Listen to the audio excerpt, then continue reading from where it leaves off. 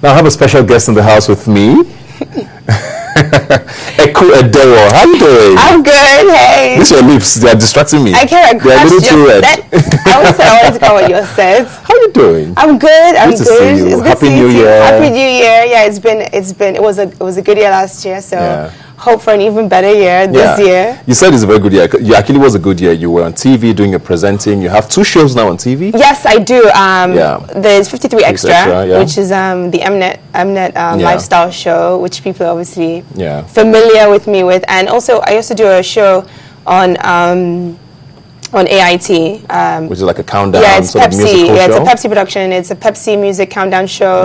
And that, people get to see a lot more of like the younger, funner side to me and the more kind of like... being very dressy. Exactly, exactly. They get to see me being more urban and enjoying music and dancing, which I love to do. As you also did a couple of movies. You were in a movie Flower Girl, which was pretty successful. Yes, Flower Girl did very well. We shot that movie 2011. And oh, wow.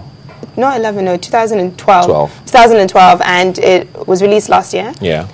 For Valentine's Day. It was a romantic comedy. So that was my first movie in Nigeria, shooting here, and my first role, like a feature role in a film. So it was very exciting, and I loved the experience, and it was nice working with a very professional team and with a great script, and it was great. It was fun. And you ended the year with an amazing stage play. Where did that come from? Like, well, I wouldn't have thought about you on stage. Well, I studied theatre at Warwick University, and so theatre is something I'd always done. I actually started my theatre career in Nigeria. When I was about 10 years old. I was scouted to be part of a theatre production actually happened at the National Theatre, which was like a political play. So it was something I'd always wanted to come back to. I loved theatre at university. It was something I've always enjoyed. It's a different medium, but it's just a lot of work, because it takes a lot of time, a lot of rehearsals, and then the commitment is bigger because you have to be on stage for that amount of time. So I decided, I was going to do a play with Bikia, Graham Douglas, who I met formally and properly and made friends with on Flower Girl because she played... she was great on Flower Girl. Yeah, she was really great. She plays the best friend to Damilo's character. So, so we decided, we're going to do a play. What play? We decided to choose Patrick Marber's Closer because it was, it's very modern. Even though it was, I think, written in 96 or 97, but it was very modern. It dealt a lot with contemporary issues that young couples face or young relationships face, especially like in big cities, I guess. So we wanted to do it and see what people would think, and I really wanted to... Did you like the response people gave back? Yes, I did. I mean, feedback you got? I think a lot of people were shocked that... I think we had some people that were a bit shocked at the strong language in the play, but we did advertise that it was an 18 and over play, and there were a lot of expletives, which I wouldn't use now, but please don't. I think they were shocked at that element, which I thought was interesting because there was actually nothing about the play that was racy. It referred to a lot to intimate relationships, but it never actually brought those intimate relationships to the stage. It was very strong language. Yeah, it used strong language when the characters felt the need to use the strong language. So I was surprised that people were so taken aback. But it's interesting because that's what is interesting about theatre. People are able to experience something, and and it's quite interesting when people walk out because you're like, wow.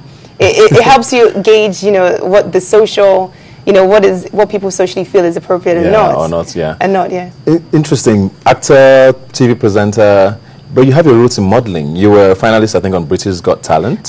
Britain's Next Top Model. Britain's Next Top Model, sorry. Britain's Next Top Model, I was actually in university in my first year, so it was so easy. You know what it's like when you go to university for the first time, you're like, what am I doing here? And it was so easy for me to just see like this form apply. I'd always loved the American version that Tyra had done. So when I saw the advert on TV that it's coming to Britain, and I was in Britain at the time, I was like, yes.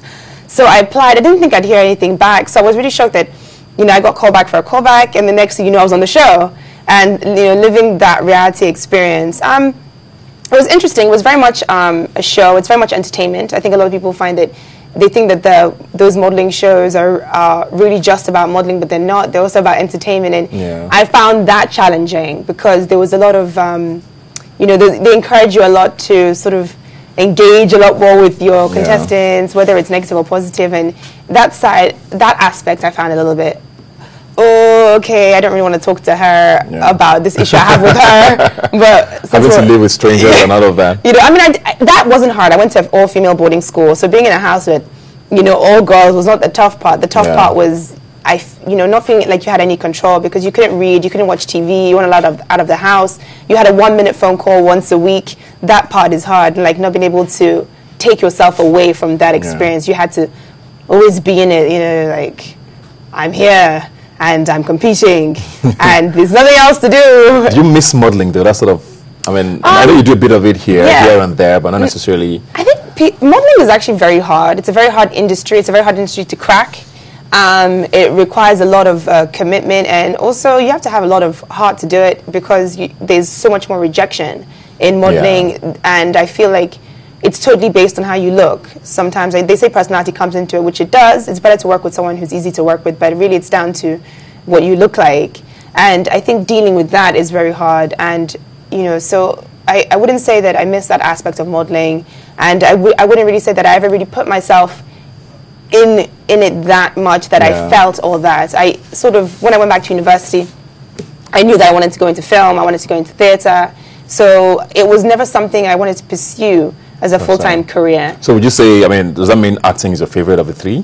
Modeling, acting, TV? Well, I would say that acting was my first love, and then TV was something that found me. And, you know, in doing so, I fell in love with TV as well. And, you know, it was a talent that I didn't realize that I had, you know, being a TV presenter. So 53 Extra was your first TV job? Yeah, first TV job. I actually thought I was auditioning for a role, like an acting role, because they didn't really release what it was for. It was more sort of like, come and audition for this show. We're looking for great young talents. So at the time, I really needed a job. So when I went, I was like, I'm going to get this job. You know, and I really went with that mindset of getting the job regardless of what it was. Yeah. So when I got there, I auditioned. I sort of gave it as much energy and pizzazz as I felt I could muster.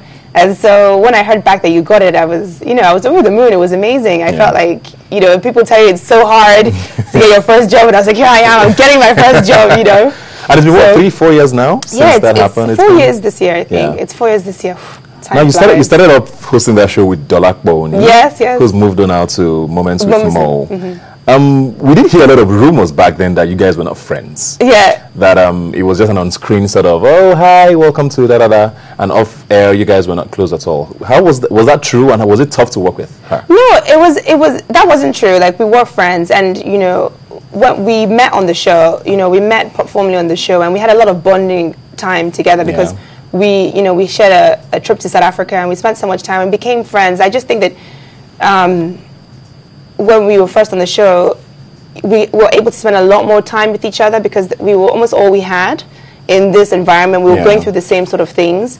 And I felt as, you know, a lot more opportunities came to us from different avenues. You know, the time that we could spend with each other, obviously, you know, shifted a lot more. We didn't fight. I mean, obviously, like you can't all agree about things at the same time, but we never actually fought. So that was interesting. You know, if anything, we could argue about, you know, what we're wearing with, or, you know, what we want to say with the production crew. We're not going to be arguing with ourselves.